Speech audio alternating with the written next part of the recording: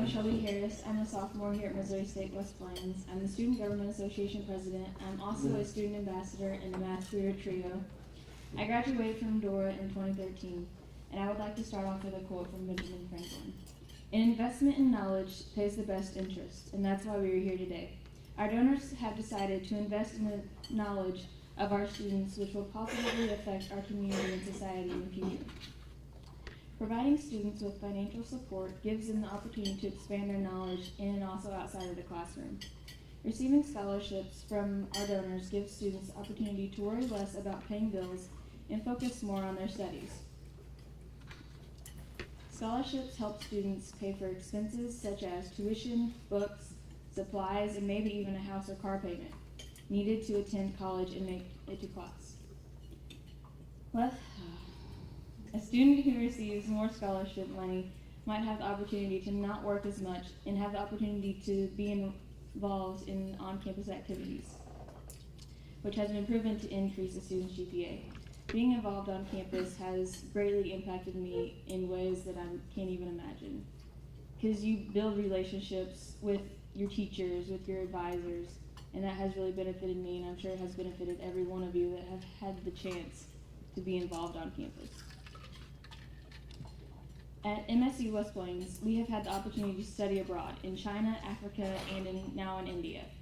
And the honors trip takes the honors group, sorry, I'm tired. Getting home yesterday was nuts. But the honors students also have an opportunity to study abroad in the summer. And all those trips, except the study abroad to China, students have to pay for out of pocket. And so having a scholarship allows them to pay for that trip and to expand their knowledge outside of the classroom and go to a foreign country and ride on the Autobahn in a taxi and be scared to death. But it's an experience that I never would have had without having the scholarships, without being able to pay for that. Providing the students with scholarships to fulfill these opportunities are unbelievable. The opportunities I have will stay with me for the rest of my life. And without having received the scholarships, I never would have been able to do this. It has broadened my horizon in many different ways. The university has also provided me with the trip to China. That I didn't have to pay for, but having money in scholarships allowed me to take that trip and know that I have money and not be like, ugh, I'm relying solely on the college, so if I get lost, I don't have any money to pay for stuff. So I had money to take with me to buy souvenirs and stuff like that to bring home to my family. Receiving scholarships from our donors also gives us the opportunity to transfer to a four-year university such as Missouri State and not have to worry about, oh, I'm already in debt. I have to self-pay my bills for this debt, which I don't actually think you could until you get out of college. But anyways, you don't go to a four-year college with debt because you have these scholarships to pay for your classes, your books, car payments, house payments, so that you don't have to worry about. And it also gives students to expand their knowledge without the worry of having to pay for it. So on behalf of all the students here, I would like to thank the donors for their generous investment in our future. Thank you.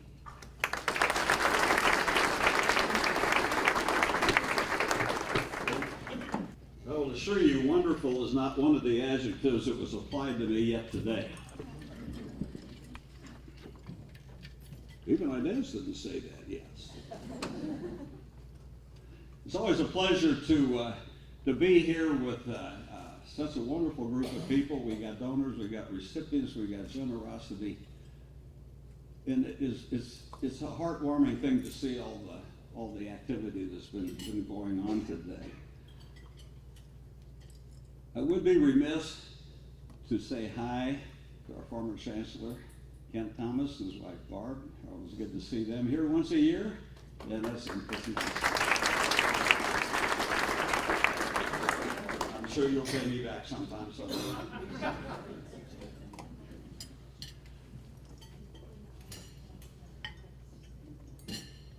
Today I'd like to address the issue of local charitable giving.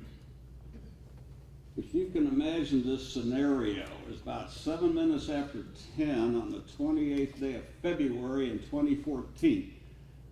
I'm not that good, I had to look it up, but that was the day and that was the time. Inez and I were sitting on the couch watching KYTV, Channel 3 News, and a story came through that the Samaritan Outreach Center in West Plains was in danger of closing their doors, lack of community support. That really got my attention. It was an embarrassment to me. It was, to me, it was a reflection on our community that they didn't give any other details. They just said it was going to close, and there were some issues there. I realized that. But still, it was a wake-up call. We had some meetings in town, Ministerial Alliance and other groups. There were a number of fundraisers that happened to help Samaritan Outreach. Some management changes were made. Apparently, from what I know, it is working fine. It's running fine now. But it was to me, it was a lack of local giving. Again, there were other issues in there. But we have the opportunity every year to give to a number of national charities. The Heart Association of Cancer People, any number of charities that are nationally recipients of money. Many, if not most of them, have multi-million-dollar budgets. Inez and I give to a few of them. To a few, St. Jude, for example, we give to them, but they have an $800 million annual budget. Now, if we stopped giving to them, I doubt they would really miss us a lot. Oh, that'll get a lot of mail. They do good fundraising. But I doubt it would make a difference significantly. However, the national charities, they do their job. They do great things. Most of them do, not all. Some of them have their problems. And I'm knocking it. I'm not knocking national charities. I'm not knocking giving outside the worthy recipients. But if we were to give, for example, what Inez and I donate to, we're using who was that? The Memphis people, it's escaped me. The Memphis Hospital for Kids. St. Jude, thank you. I'm sure I'm not the only person in this room that happens to occasionally, but when you're standing up talking to some wonderful people, it does get. I meant to write St. Jude down, because I always forget that name for whatever reason, I don't know. However, if Inez and I stopped giving to St. Jude what we give to them, and if we gave it to a local charity that may have had a budget of, let's say, $40,000 or $50,000, I bet that would make a difference to them. I bet it would. United Way, when I was treasurer of United Way from 2005 2008, the worst thing, somebody standing up here talking to people who just had a wonderful meal, the worst thing I can do, or any speaker can do, is throw some numbers out. Blaze starts forming. I'm going to throw a couple numbers out, just a few, not many. The last year that I was treasurer in 2008, United Way locally collected $228,000. The year before that, it was over $250,000. I believe it was like $270,000 they collected in 1 year, in one campaign. Last year, local United Way got $116,000, less than half of what we used to have. However, the charities, the 501c3s United Way donates to, this year, they won $307,000 from 28 agencies. Back when I was the treasurer, I believe the agency number was probably in the upper teens, maybe lower 20s. But 28 agencies won $307,000, and last year they collected $116,000 to give out. I don't think that, not being a pessimist, of course, but that 307 is a stretch. It's a real stretch for the local United Way. I really think we should consider giving more locally. I know, and the reason we give to St. Jude, I remembered it. The reason we give to St. Jude is you get these is mailings with a 5-year-old, 6-year-old child with leukemia or something like that, and they're looking at you out of the picture, and you can't really say no. I mean, I think that is for a good thing. But we do need to think about what's happening here in town. Now to the students here, we've got to bring you into the equation here. When you guys get out of school, go back to wherever your community might be, wherever you might be working, wherever you might be living at the time. I do hope that most of you will consider paying this forward. Find your, I'm sure there'll be a university, college, something, some higher institution near you that you could contribute to. Pay it forward. I think it's a great thing. It's a building block. I really think what we're doing here is magnificent, and it's a perfect example of giving locally, because we can see our recipients and we can feel good about helping them get a higher education. So hopefully that will be paid forward somewhere in your future. For some years now, I don't know when it started, it has been a while back, especially at Christmas time. We had in the newspapers and TV or other media, buy local. That was the big thing, buy local. Why? Because local merchants, we know some of them, we may know most of them. They might be our neighbors, we might go to church with them, we might be in a social club with them. We know those folks. And by buying local, we support them. And they in turn will support us, and it revolves around. Point is, by buying locally, we are helping our neighbors and our friends. So, I'm suggesting, let's try to make a difference in our own town and give locally, so we may support those who we may not see and we may not know, but who are greatly in need of our help. Thank you. Thank you, Bill. Thank you, Mr. Mayor, and thank you, Shelby. Shelby and I did just return from China. It's a wonderful opportunity that we get to visit our branch campus, where this semester we have 6 students from Missouri State University West Plains who are studying in China. And from all accounts, they are some of the best interns that we've ever sent over. They're doing a fantastic job. Before they go over, I have an interview with them as a group. And I explained to them that you're going to go to China, you're going to fall in love with the program, the students over there are going to love you, the faculty over there are going to love you, you'll be learning so much, you're going to want to stay. Let's answer that question now. No, you're going to come back.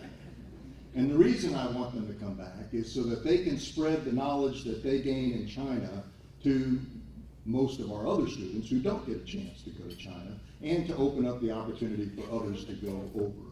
So these are great interns that we have over there this semester, but they will be coming back, and we've just gone through a selection process to pick the next batch of interns that we send over. International travel is part of education. We say that we are going to teach our students when they graduate to have the ability to compete on a national scale in a global market. Well, if that's the case, then it's important that they have opportunities for international travel, they have opportunities to talk to people and visit with people on our campus from different backgrounds, and that our curriculum talks about the world as a whole. But we are interested in local. And by our students graduating, they increase the opportunity to pay it forward. A student with an associate degree will earn about 20 to 30% more over the course of their life than a student that is just a high school graduate. And many of our students go on to attend a 4-year school, and after graduating with a bachelor degree, over the course of their lifetime, will earn over $1 million more than just a high school graduate. When you take into account all of the graduates of Missouri State University West Plains, just our West Plains campus, and you look at their lifetime increased earnings, the money that they will earn over their lifetime above just a high school graduate. This area has received $1.5 billion in return investment. So to echo what Shelby said, with Benjamin Franklin's quote that education is, what was it, Shelby?